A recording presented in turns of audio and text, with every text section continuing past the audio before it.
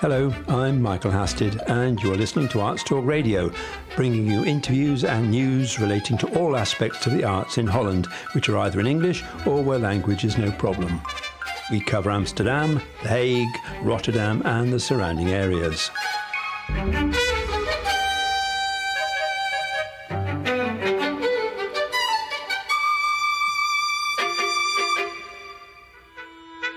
ArtsTalk Radio online.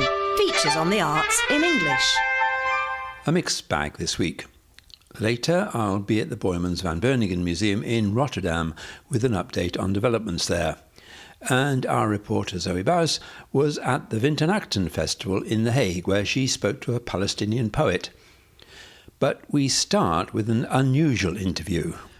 We now have the rare privilege of interviewing somebody who doesn't normally speak, somebody who normally appears with his mouth covered up with a piece of large black gaffer tape.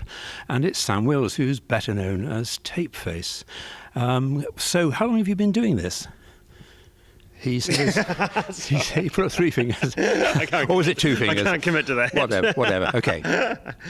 So, you have been doing it for quite a long time, This character haven't you? has been around for a while now. It's been 15 years, I think, Wow. so since 2005. So yeah, 15-year anniversary this year of gaffer taping my mouth shut. I thought originally it was just a small idea. I never thought it was going to take off to be this level, but yeah, it's Because I think your first success was the Edinburgh Festival about 10 years ago. About 10 years. 2010 was the first my sort of best newcomer to the Edinburgh Fringe Festival, but I've been previously performing in New Zealand and Australia for a number of years before because that. I think possibly people will detect a New Zealand Yes, accent. there is a New Zealand twang there, flattening of vowels. So how did you get started? I mean, what was the inspiration? What made you think of putting It's a tape strange on? concept to suddenly gaffer tape your mouth shut. So for me, it was an act of rebellion. So I used to do another show where I talked too much. So my training comes from, I stalked a clown when I was a child at the age of 12, and I forced him to let me be in his show. And then he taught me how to juggle. I ended up studying at a circus school at the age of 17 till about 19. And so I trained I majored in juggling, I minored in acrobatics, trapeze, high wire clowning and mime. Wow. And when I finished my qualifications, I stayed on as a teacher at the school. I taught jugglers. I was passionate about juggling. And then I moved into circus sideshow and freak show. So things like hammering nails up my nose and eating light bulbs, pushing my body through a tennis racket, all sorts of disgustingly weird, wonderful body tricks and things like that. But all of these routines had a lot of talking. I would always talk a lot, very much like a Coney Island spruiking style of stand-up comedy. And in 2005, I won a comedy award called the Billy T. James Award in New Zealand. And at the time, it was the biggest comedy award you could win.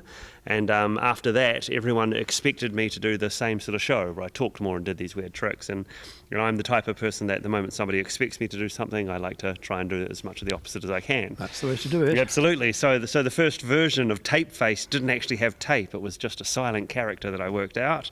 And I wasn't very good at it because I spoke to the front row. So I was very much out of my depth when it came to silent comedy on my first embarkment of it. And then I came back the next night, and a friend backstage, he jokingly said to me, the only way that I could do a silent character was if I gaffer taped my mouth shut. And that's where it came about. And the rest is history. And the rest is history. Ironically, the idea stuck. As it were. But don't you ever get fed up with it? I don't, actually. It's a very therapeutic show to do. There's a certain... the show itself, like I base the character as a 9-year-old, very innocent, naive and playful kind of character. And the show is also, because there's no pop... It's full of pop culture references, but there's no storyline, there's no political agenda, there's no message I'm trying to ram home. So basically, the actors, you get people up from the audience. Play along and have a game, just have fun. And so the idea is to remind adults to play. I think that's the thing that I think is forgetting a lot of people with performing today. They forget the element of play. So, yeah. And so I'm sure there are people who haven't actually seen you, but your act consists of there's a gaffer tape across your mouth. Your eyes are fairly heavily made up with black, and you've got sort of spiky hair, sticky outy hair. I look like a cartoon character come to life. And in fact, you're not the only one, because I think Tapeface is bit like Father Christmas or That's a great one. Father Christmas. Or I suspect Nana Muscori. That could work. Because when I was checking on times for the show today, I looked at your webpage itinerary, and it said that you were appearing in Las Vegas. Yeah, it's quite a commute. Which I thought from Delft to Las Vegas. But in fact, you have a show running in. Yes, we have the show's still running in Las Vegas. I've got a residency out there that's running till 2021, and there's currently 3 professional working tape faces on the planet. We have a lot of copycats and clones, and when I noticed that we were getting the show ripped off, it was an interesting thing I got sent video footage of people doing my act, and I would watch it and I would think, well, they're doing that wrong, they're doing that wrong, they're doing that wrong. But the audiences were still laughing at the essence of it. So I thought what would be really good was that if I had a chance to actually train somebody properly and do it right, then the audience would have a pure experience. So and it also turned into this. There's only so many places I can be at once. So for people, the demand of the show is people want the show in all these different places. So it's like, well, okay, let's create another tape face. And you're not going to get recognised in the street. You must have one of the most unrecognisable joy. mouths. I can hide quite happily from a lot of people. So yeah, when I take off the makeup and wear a hat and just wander around, I'm just normal Sam Wills. And that's the thing. The character is what's known. The character was what shot to fame through AGT, and the character is what's so visually recognisable. And how much does it change? Because I can't remember the first time I saw you. I can't remember. You have a sort of bag across your shoulders with your props in. Yeah, I've got the satchel occasionally. I've got the boxes full of everyday objects, and that's it. This is a brand new show that I'm performing here on the Holland Belgium tour. So there's currently 3 shows that I've written. In Vegas, they're still performing show number 2, and our 3rd tape face is out in Australia. He's part of a bigger show called Cirque Stratosphere, so he's only doing a couple of little spots in that. And for me, this is the most latest hour of material that I'm sort of breaking. Have you never worked in a circus? I haven't, no. With this act? No. Why not? It would be very good. I did, but then I quite enjoy the stage on my own. I'm a very selfish performer as well. My job is to come up with the bigger routines and the bigger shows, and then I break it into small vignettes and then send off other tape faces into shows. In Las Vegas, is that a big show with showgirls and it's big band and everything? we keep it very to the essence of it. It's a little 180-seater theatre. It's the Harrah's Casino were very loving to us. They actually built us a theatre called the House of Tape. So it's a bespoke theatre for tape face. So it's full of gaffer tape and all sorts of wonderful things.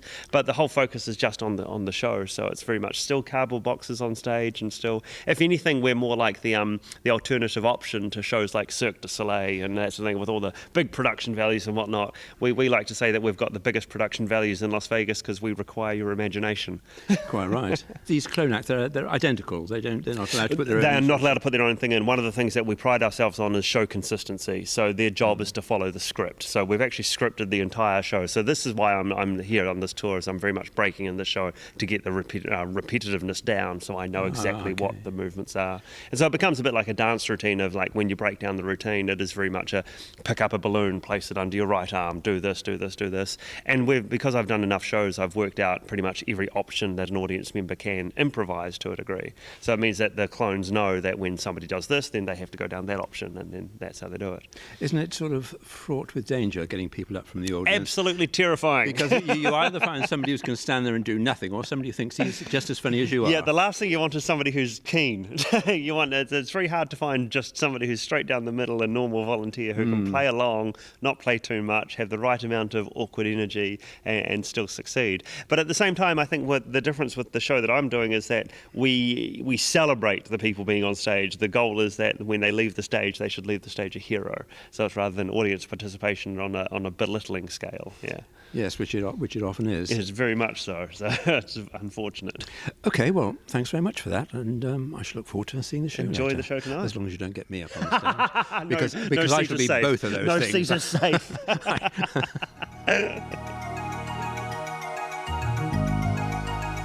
ArtsTalk Magazine provides the perfect companion to ArtsTalk Radio, with reviews and previews in English of cultural events in Holland.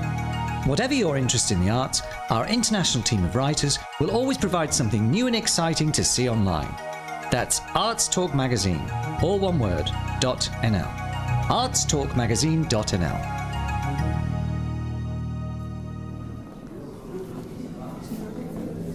I'm at the Kunsthal in Rotterdam, And I think most of you will know by now that its neighbour, the BOIJMANS van Beuingen Museum, will be closed for the next 7 years for major refurbishment. But the BOIJMANS is not idle and is mounting exhibitions at other venues, is taking pictures out to the community and lending works to other galleries around the world. This evening, BOIJMANS is hosting a New Year get-together at the Kunsthal for the city's great and good, and to promote the exhibition Masterly, which consists of major works from the BOIJMANS collection. I'm with Friese Lammertser, who is the curator of Old Masters, I think is the correct title, Yes, at the BOIJMANS. Yeah. So one would think perhaps that now the museum is closed for so long you would be idle, you'd be sitting watching daytime television. But that's not the case, No, is it? I should like to, but I still have to work, I'm afraid. No, it's great that we can have exhibitions in other museums in Rotterdam. And here in the Kunsthal we have really, I think, a rather spectacular show, at least really very important paintings and drawings from our collection. So what was the thing behind this show? It's called Masterly. Yeah. And it's comparing...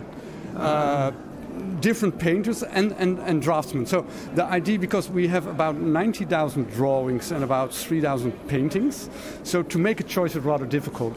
But we thought, let's look at artists of which we have at least one painting and at least 2 or more drawings, so that you can show an artist in its more broader, to say, because the nice thing, a painting is for the audience. It's for the world outside. So, but that's different from how he works inside in his studio. It's far more personal. We had this discussion before with the Rubens. Yeah, exactly. Yeah, and so it's together they show the more complete artist, and it's nice, I think, to show them. So, for example, Watteau, we have one Watteau paintings, but I think his drawings are far more moving. That was the outstanding thing to me, actually, because there were a lot of cases where I felt that the work on paper was much better than the painting. And I think that Watteau was a prime example, because it's not a particularly good painting, but it's very, very good drawings. Yeah, exactly. And some painters... The final works we have problems with now. So, for example, an artist like Koekoek, a 19th century landscape painter, I think the paintings are too detailed, too romantic. But his drawings are extremely nice. They are easier for our time to grasp and to enjoy, I think. I mean, I often find with a lot of artists that they can either draw or paint. Very often it's the drawings which are stronger. Yeah. Or the work on paper anyway. Yeah, I think so too. And with paintings they try to be fashionable quite often and to stay in time. And with drawings you don't need to. It's just staying to what you see. And with drawing you're not really thinking of the consequences of the painting exactly. you are. Yeah, and until the 19th century they never sold them, so it's just for yourself, and it's so, and then you can really if you're technically very good, miracles exist. But I think possibly the closing of the main museum has given you a lot of opportunities to do things maybe you wouldn't have done before, or think of things you wouldn't have done before. Exactly, and also one of the great things was, how should we show this exhibition, because it's not chronological, and it's from Old Masters up to Basquiat, exactly. and so on. So Basquiat is hanging next to Van Gogh, and that's nice. And some people will perhaps hate it. And Delacroix next to Rubens. Of course, Delacroix thought of Rubens as his completely, calls him the Homer of art. So I think that Basquiat came out of it much better than David Hockney did, actually. And it's interesting because I think Basquiat once said everybody. Nobody wants to miss the Van Gogh boat, and what he meant with it was that in the art world there were a lot of people who collected, and they won't never make the mistake anymore that they would miss Van Gogh. And Basquiat thought, I will use this kind of idea, so they have to recognize me as Van Gogh, and it worked a little bit away. But the main reason why we hung them together is they are bigger than life. Both Van Gogh and Basquiat. And they were outsiders. They are, and died young, and they are myths at the moment. We can't really look at the quality of their paintings because there is so much biographical material. The paintings, they cost fortunes, 50, 60 million. So they are outside our... We can't really see what their quality is, I think. It's very difficult, and that's one of the reasons to compare them. Okay, thanks very much for that. Okay, you're welcome. ArtsTalk Radio online. We are at the Kunsthal in Rotterdam.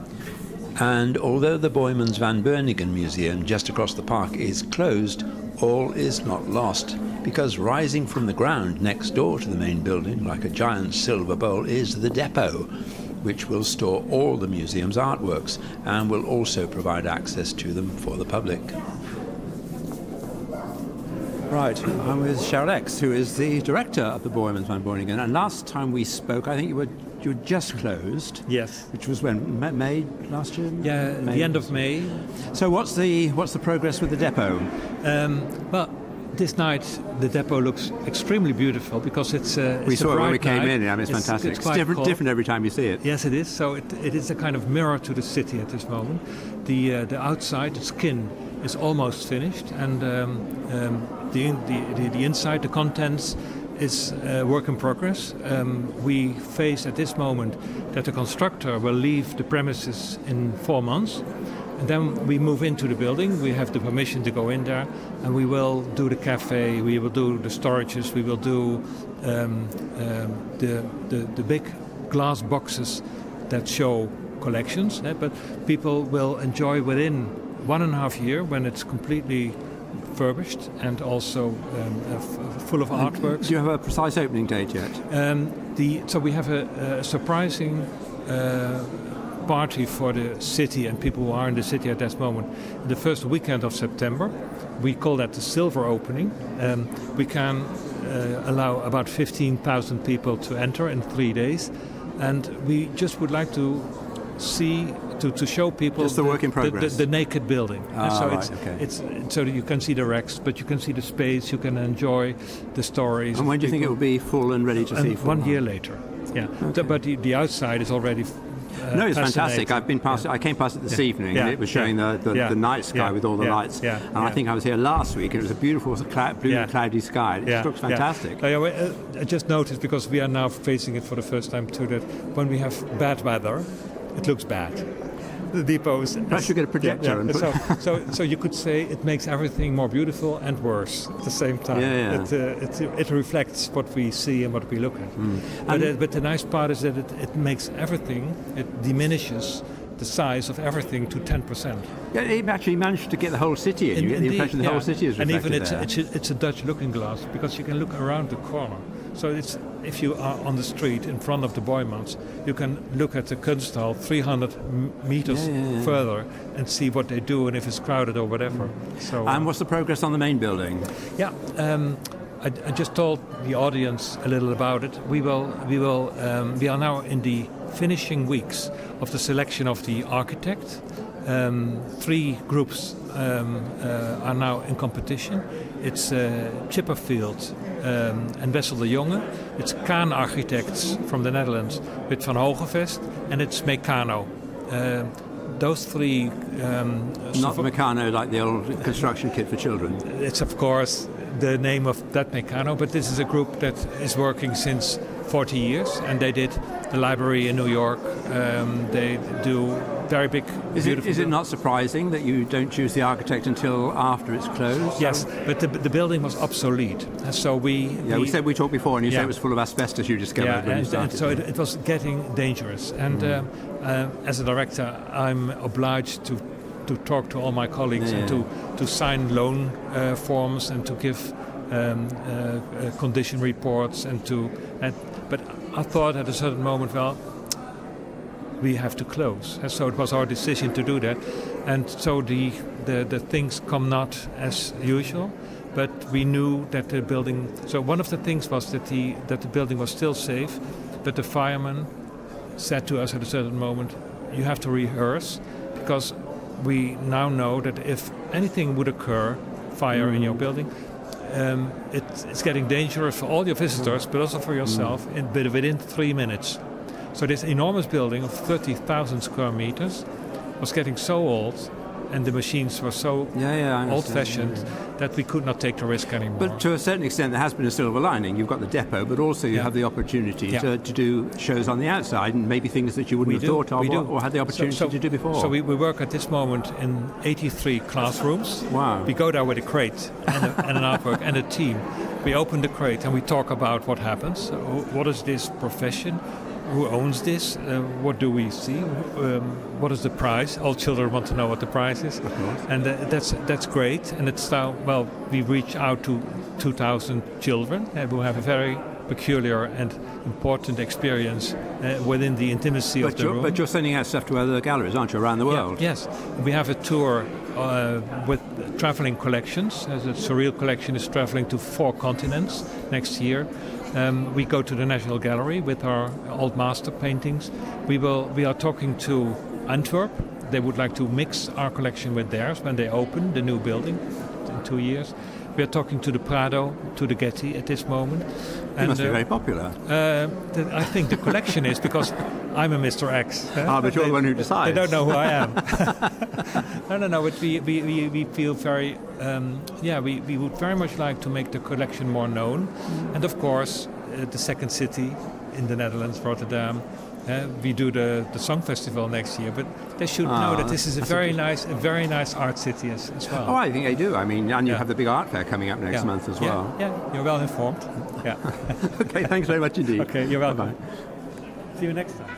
ArtsTalk Radio Online. Interviews and features on the arts in English. That was SAREL EX, director of the BOIJMANS van Beuingen Museum in Rotterdam. Our reporter Souwie Buis was at the WINTERNACHTEN Festival in The Hague last week, and she spoke to one of the writers who was taking part. I'm sitting here with ASMAA AZAIZEH. Now, she is a Palestinian poet. She's also a journalist, and she's involved in the art world. And she's here with us at the WINTERNACHTEN Festival this year here in The Hague. ASMAA, thank you so much for joining us on ArtsTalk. No, thank you so much. Now, ASMAA, I heard some of your poetry last night, and it's beautiful, even in translation, because I know poetry doesn't always translate that well. Yeah. But now, I also know that Arabic poetry has a very, very rich tradition. Can you just tell us a bit about how that tradition informs your writing? Because, of course, we can't maybe appreciate that because we're not hearing it in the original form. Yeah, I think it doesn't only apply on me. Maybe many other young poets in the Arab world would say the same, that we, on the one hand, we have this inner storage in ourselves that comes from the classical poetry, where language is so eloquent and high and a little bit complex maybe. And on the other hand, we are fighting, so to say, to create our own contemporary language and to be very simple and to be more understandable and to write a text that is closer to us, closer to our contemporary mood, maybe. So I think that I'm in there, somewhere in the middle, where I was raised up. My father was all the time telling me phrases of poetry that he keeps by heart, because this is a very Arabic thing that people used to. If you are good at school, then you know more poetry. I mean, you keep by heart more poetry lines. So I used to say these lines without even understanding them. But they are there. They are in me, yeah. Yes, I have read about this sort of this tendency to recite poetry. And in fact, they said even in the pre-Islamic world, that was part of it. And then that moved over to reciting parts of the Quran. So it's obviously a very, very long oral tradition. Yeah, very oral and these poetry or poems, they were recited also in markets. So they were very, very popular, and they were like in very public sphere everywhere, and people would hear them and listen to them. So the poetry was not really like far away from them, from their daily lives. It's an important part. Now, do you think poetry is still an integral part of the Arabic culture? I'm afraid not. No. I'm afraid not. and I think it's a global problem.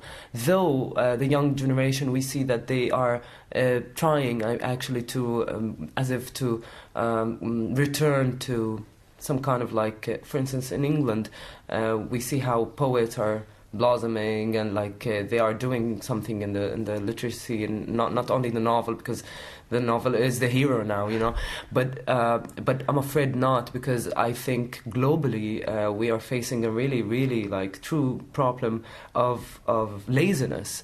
People are lazy. They just want to consume. We want to consume something that is very easy, like Netflix, whereas poetry needs from you more, a little bit more effort to just observe and think, and maybe reread the poem again.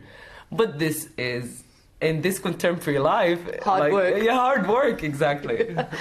ASMAA, thank you so much for talking to us on ArtsTalk Radio today. Thank you very much. This is Zoe here in The Hague at the WINTERNACHTEN Festival.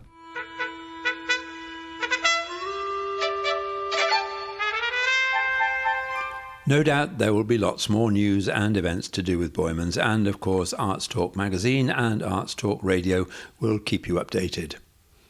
In the meantime, that's all for now. If you have any comments, leave them below, and please follow us. So until the next time, it's goodbye from me, Michael Hasted. Bye.